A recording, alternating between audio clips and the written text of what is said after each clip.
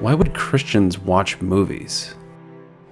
They are full of violence, bad language, and plenty of other things we try to avoid. They are made by people who completely disagree with most of the beliefs we hold most dear. Why would we fill our heads with all of this simply for the sake of entertainment? There are certainly Christians who treat movies and other cultural products like music and visual arts with extreme suspicion. And not without reason. There are a lot of movies that Christians should probably avoid. However, the fact that movies are filled with sinful people doing sinful things is not a good reason to dismiss movies entirely. The Bible is also full of sinful people doing sinful things, yet we still consider it the Word of God. If we wanted to avoid witnessing sin, we would need to go around with our eyes shut and ears plugged. Even then, I don't think we'd be entirely safe. At the same time, movies are not the Bible. They do not generally promote Christian values or ethics, and they are certainly not written to edify Christians. So mindlessly absorbing whatever we see on a screen in front of us is not a safe option. So then, why and how should Christians watch movies? I would argue that there are two reasons. One, movies are rich cultural texts that we should be humble enough to learn from. And two, when watched intentionally, watching movies can become worship.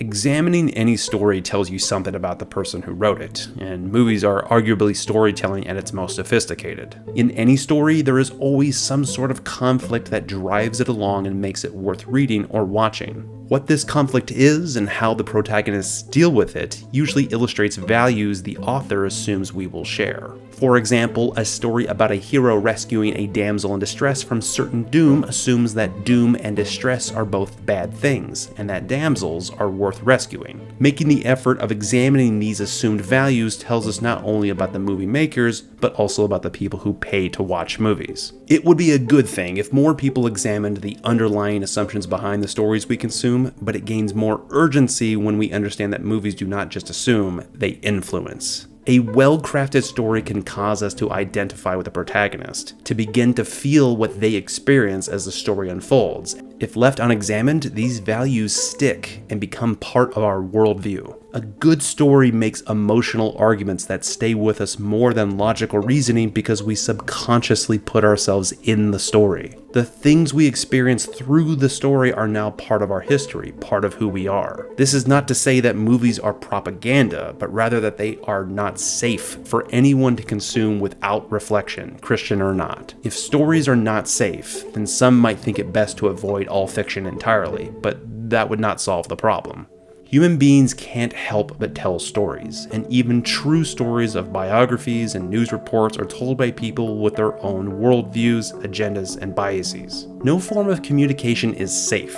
Even the Bible can and has been twisted and misinterpreted. The way forward is not to avoid stories entirely, but to watch critically, humbly, and with love. Examining assumptions and values keeps us from subconsciously absorbing whatever the story presents to us. But if this were our only posture towards stories, we would quickly become critics in the worst sense of the word. Proud, cranky cynics with nothing positive to contribute, just a list of errors and points of disagreement. The alternative is to watch humbly, being ready to examine ourselves and see if there is some way in which the story might be pointing out something we need to learn. Sometimes a challenging or even just a silly story can point out a blind spot in our behavior and attitudes. We should not be so arrogant as to think we can learn nothing from fellow sinners, nor think that God cannot speak to us through a Hollywood movie maker if he so chooses. As Calvin writes, "Whenever, therefore, we meet with writers, let us learn from that light of truth which is admirably displayed in their works. That the human mind, fallen as it is, and corrupted from its integrity, is yet invested and adorned by God with excellent talents."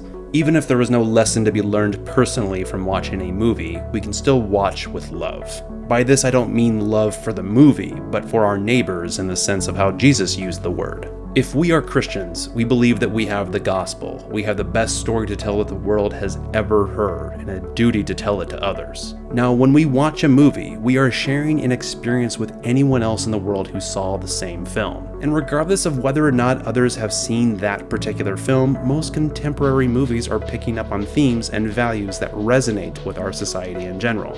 If we understand this, it gives us an opportunity to tell our gospel story in ways that make sense to the people we are trying to reach. Movies give us an opportunity to become better storytellers by giving us tools to explain the great story more clearly. Watching movies in this way can be hard work. Thinking seriously about assumptions, values, and worldviews requires effort, and it takes even more effort to think through how themes and imagery from a particular movie might be useful in explaining our message more clearly. All this might seem to be draining the simple pleasure out of just enjoying a good film. This brings me to the next reason for Christians to watch movies.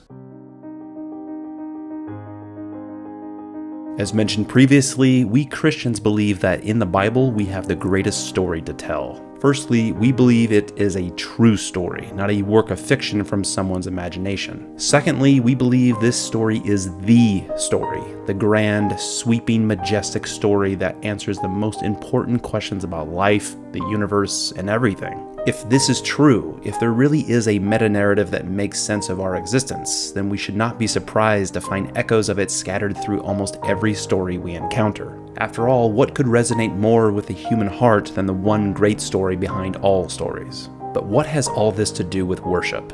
John Piper writes in his excellent book, Think, "The main reason God has given us minds is that we might seek out and find all the reasons that exist for treasuring Him in all things and above all things. He created the world so that through it and above it we might treasure Him. The more we see of His surpassing greatness and knowledge and wisdom and power and justice and wrath and mercy and patience and goodness and grace and love, the more we will treasure Him. And the more we treasure Him, the more He is consciously and joyfully glorified." Though Piper does not label it so, I would argue that this makes for a decent working definition of worship, treasuring God so that He is consciously and joyfully glorified. When I look through a story to the greater story it echoes, see more of God's surpassing greatness, and treasure Him more because of it, then my watching or reading becomes worship.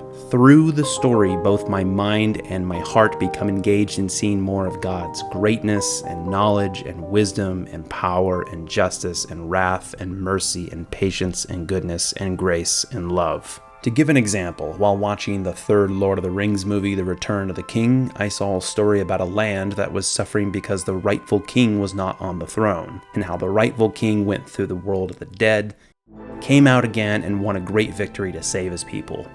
When watching the coronation scene, I felt the joy of the characters at seeing the rightful king take his place. And I thought, how much more joy will we feel when we finally see our true king? Now, what I see may be somewhat different from what the movie makers intended to portray, but that is beside the point. If I do see echoes of the gospel in a movie, it doesn't really matter whether or not the movie makers intended them to be there. I can be encouraged and moved towards worship regardless.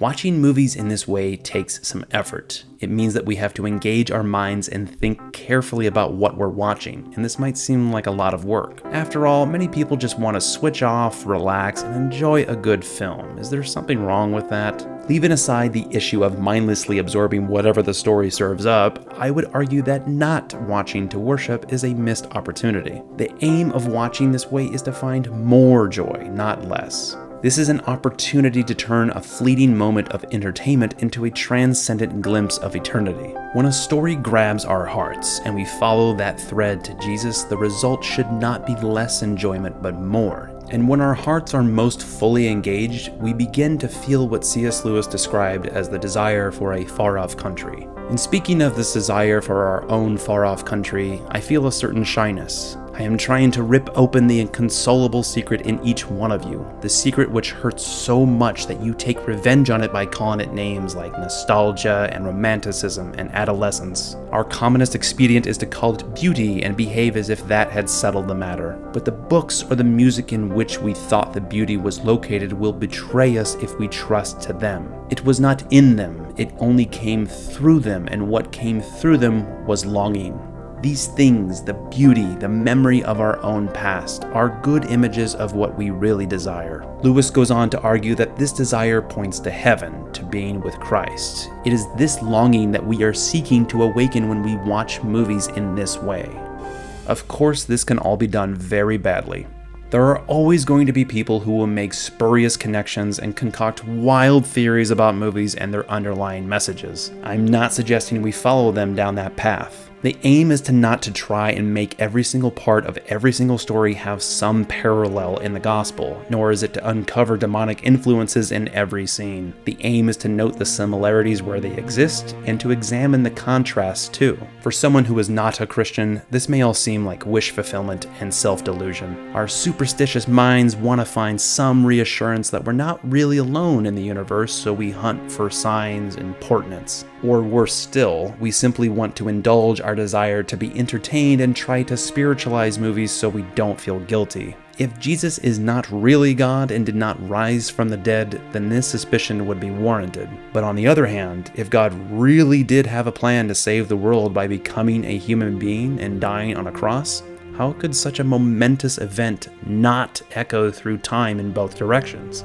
Would we not expect to see faint ripples of that story in myths and legends, past and present? But seeing Jesus in movies does not prove his deity. It is simply consistent with the claim that he is the God who entered history. The historical evidence for that claim is another matter that others have addressed much better than I could here. We do need to take the charge of rationalizing seriously, however. None of this should be an excuse to watch whatever we like. Not everything is helpful. Some things are just plain wrong and need to be avoided. We need to watch ourselves, lest we be tempted. Watching movies to worship is no excuse for sinful stupidity. In a similar vein, watching movies is no replacement for what older Christians called spiritual disciplines. Prayer, reading the Bible, meeting with other Christians, and so on. While movies may offer us reflected glimpses of Jesus, in the Bible is where we find him described most fully. Further, he invites, even commands us to talk to him, to pray, and to get to know him personally. And realistically, how will we recognize echoes of the story unless we already know it intimately?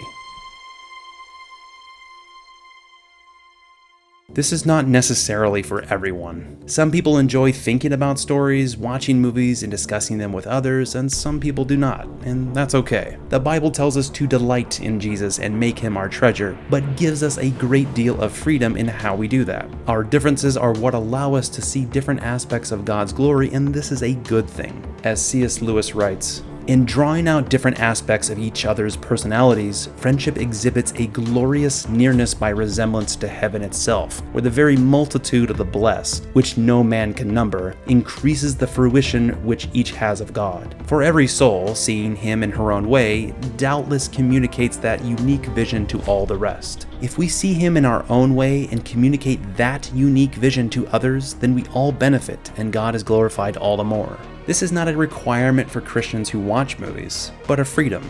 The aim of all of this is to not place a burden on Christians or to make movie watching seem like a chore. We have an opportunity to take a fleeting enjoyment and transform it into something more meaningful, to be encouraged, to see Jesus more clearly, to enjoy him. Perhaps we will not catch a glimpse of that far-off country with every movie we watch, but surely watching in anticipation of it will increase our chances of doing so. If watching movies intentionally helps us to see more of the surpassing greatness and knowledge and wisdom and power and justice and wrath and mercy and patience and goodness and grace and love of Jesus, let's do so with enthusiasm.